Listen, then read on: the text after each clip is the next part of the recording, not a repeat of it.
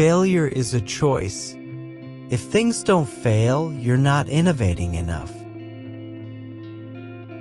Optimism, pessimism, whatever, we're going to make it happen. God is my witness, so I'm doing everything I can to make it work.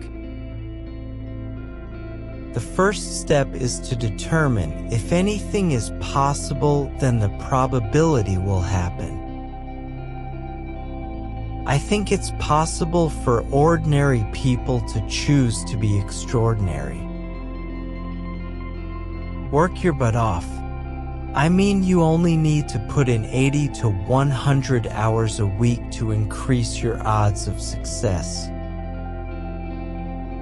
Being an entrepreneur is like chewing glass and staring into the abyss of death. If you wake up in the morning and still believe in your heart that the future will be better, then it's a sunny day. Otherwise, it's not. I think if you have a great product and people are willing to spend more to buy it, then your product has great potential, and that's exactly what Apple has proven. You can buy a cheaper phone or laptop, but Apple's products are so much better than the rest that people are willing to pay more for them. It's okay to put your eggs in one basket as long as you can control what happens in that basket.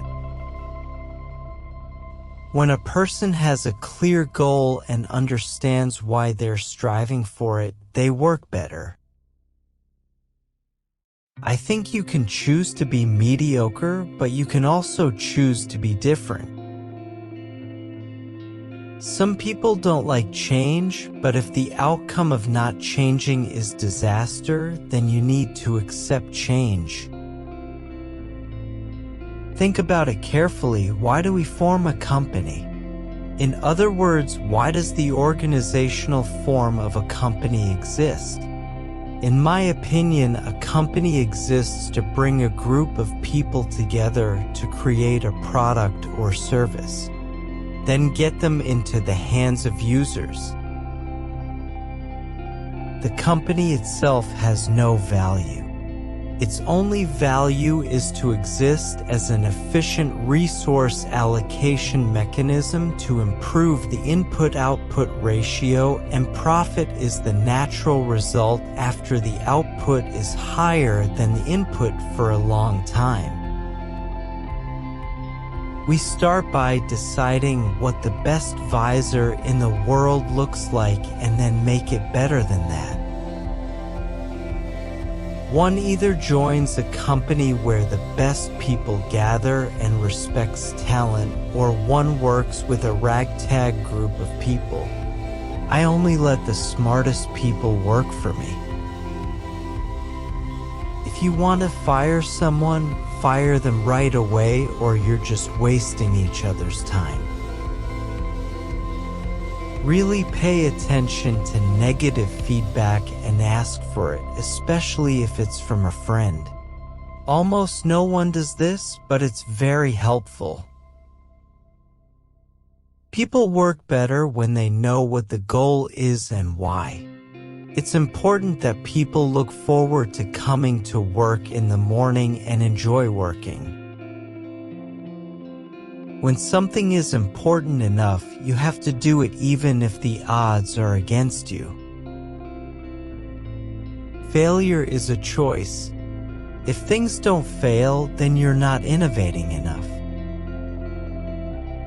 It's important to like the people you work with, otherwise your life and work will be miserable. I never give up. Not until I'm dead or completely incapacitated. No matter what you do, no matter what field you go into, even if you're the best, there's always going to be a chance of failure. So I think it's important that you really enjoy what you're doing. If you don't like it, life is too short. If you love what you're doing, you'll think about it even when you're not working. It grabs your attention, and if you don't like it, you can't make it work. We focus on signal, not noise. A lot of companies get confused and spend money on things that don't make the product better. For example, at Tesla, we never spend money on advertising. If there was a way to do more work without having to eat, I would choose to use it. I wish there was a way to get nutrition without having to sit down to eat. I believe in the samurai mentality and would rather commit seppuku than fail. I would tell those people that when we go bankrupt, they're going to see their families a lot. I want to allocate more time to dating. I need to find a girlfriend, that's why I need more time. I think maybe an extra 5 to 10 hours. How much attention does a woman want in a week? Maybe 10 hours? Is that the minimum? I don't know. Perseverance is very important. Never give up until you have to. A brand is just a perception, and over time, the perception will merge with reality. Sometimes it gets ahead, sometimes it lags behind. But a brand is just some people's collective impression of a product. Don't be blindly confident when something doesn't work, or you'll be blindsided by a bad solution.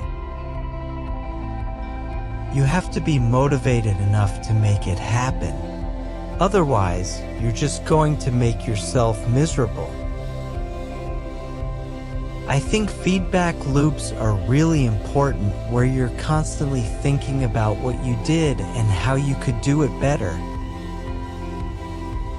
A person should pursue something they are passionate about that will make them happier than others. When someone has a breakthrough innovation, it's rarely one small thing. Rarely, it's one small thing. It's usually a whole bunch of things that add up to a huge innovation. If you want to build a company, it's like baking a cake. You have to get all the ingredients in the right proportions. I'm always optimistic, but I'm realistic. I didn't start Tesla or SpaceX with the expectation of huge success. I just thought they were important enough. I always invest my own money in the companies I create. I don't believe in doing anything with other people's money. I don't think it's right. If I'm not prepared to invest myself, I won't ask others to invest. If you're a co-founder or CEO, you have to do all kinds of things that you might not want to do. If you're not willing to do the little things, the company won't succeed. No task is too menial.